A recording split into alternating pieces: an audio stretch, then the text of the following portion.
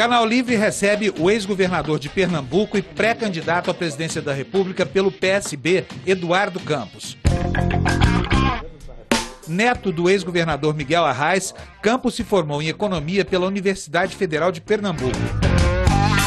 Ele entrou na vida pública em 1986 como chefe de gabinete na campanha de reeleição do avô para o governo de Pernambuco. Em 1990, filiou-se ao Partido Socialista Brasileiro e foi eleito deputado estadual.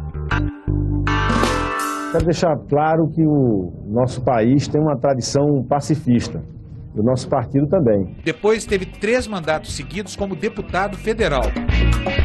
Eduardo Campos foi um dos principais articuladores do governo Lula. Foi convidado para ocupar o cargo de ministro da Ciência e Tecnologia, onde ficou por 2 anos. No início de 2006, licenciou-se para concorrer ao governo de Pernambuco e foi eleito em segundo turno.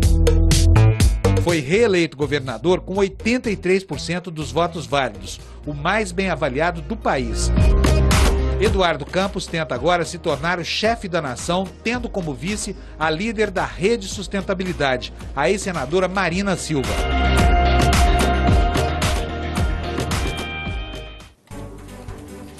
Boa noite. E para entrevistar o pré-candidato à presidência pelo PSB, Eduardo Campos, estão comigo aqui na bancada os jornalistas Fernando Mitre, Rafael Colombo e Ricardo Boechat. Governador, boa noite, bem-vindo. Boa noite. Olha, a carreira política do senhor é muito rica. E o senhor esteve desde 89 sempre ao lado de Lula, o senhor foi ministro dele, o senhor permaneceu ao longo do governo junto com ele e até o ano passado junto com a presidente Dilma Rousseff.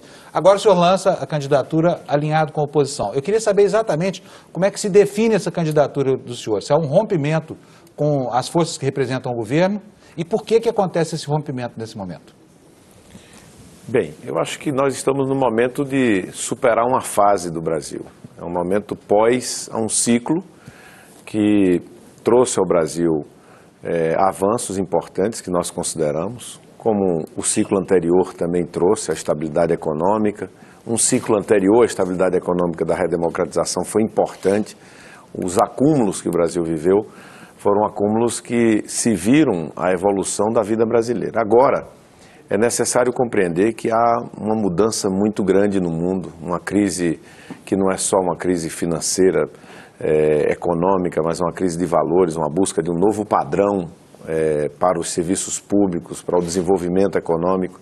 E o Brasil precisa sair desse presidencialismo de coalizão, que vem se aprofundando no atual governo, de maneira a levar o país a perder substância na sua política econômica, a inflação batendo na porta de novo da sociedade, baixo crescimento, o padrão dos serviços públicos incomodando a sociedade brasileira, carga tributária se elevando e nada de inovador, nada que aponte para um futuro melhor para o Brasil sendo feito. Então nós entendemos que era hora de construir uma alternativa que preservasse as conquistas e ao mesmo tempo pudesse, renovando a política, apontar a possibilidade do Brasil ir mais longe.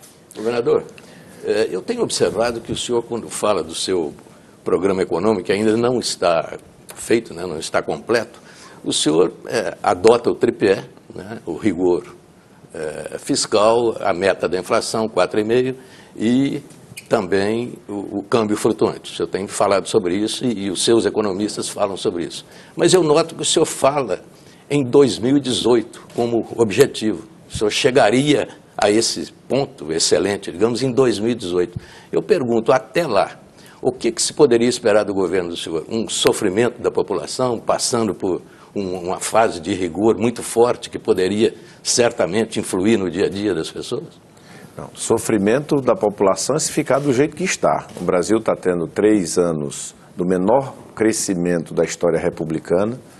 Nós vimos o governo vacilar em relação à política macroeconômica, se o tripé estava valendo, se não estava, se a inflação era o centro ou era o teto, terminou explodindo o teto, porque ela só está dentro do teto porque tem preços administrados sendo contidos, prorrogados para depois das eleições. O que nós precisamos nesse momento é pensar em 2 linhas. Primeiro, precisamos corrigir os desequilíbrios que foram gerados e depois criar um ambiente de segurança, de narrativa de longo prazo, Mitre, em que os agentes econômicos percebam que o Brasil tem uma visão de longo prazo, tem um ambiente para quem quer investir, tem regras seguras, tem segurança jurídica e tem uma governança macroeconômica que não vacila no combate à inflação, porque se vacilar no combate à inflação, o primeiro a pagar essa conta são os assalariados, como estão sentindo hoje, que os recursos que recebem dos seus salários não estão dando para comprar as mesmas coisas que davam para comprar até 6 meses atrás. Na hora que a inflação vai penetrando o tecido econômico, a gente vai vendo o emprego também correr risco. Já começamos a ver setores, sobretudo na indústria, desempregar. Então, o que nós vamos ter, na verdade, é uma governança responsável, objetiva, pragmática, para que o Brasil, ainda em 2015, possa sentir já a melhoria do ambiente econômico e a gente ter 4 anos de crescimento, de expansão. Mas para o telespectador entender, no primeiro ano, por exemplo, o senhor tomaria medidas rigorosas. Não, eu acho Haveria, por exemplo, corte de gastos no governo? Eu acho que o primeiro passo para a gente ganhar 2015 é vencer a eleição em 2014, é mudar o governo.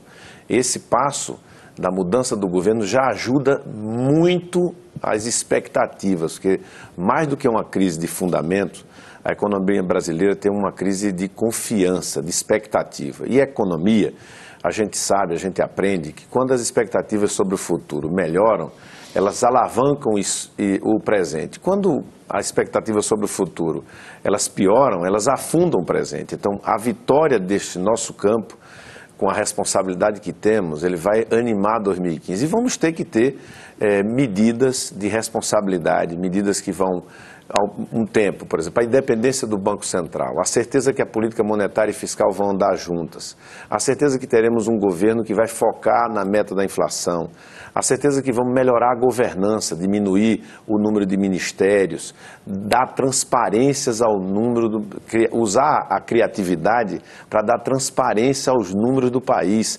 Tudo isso feito de maneira coordenada, com diálogo, com uma atitude positiva, vai animar o país.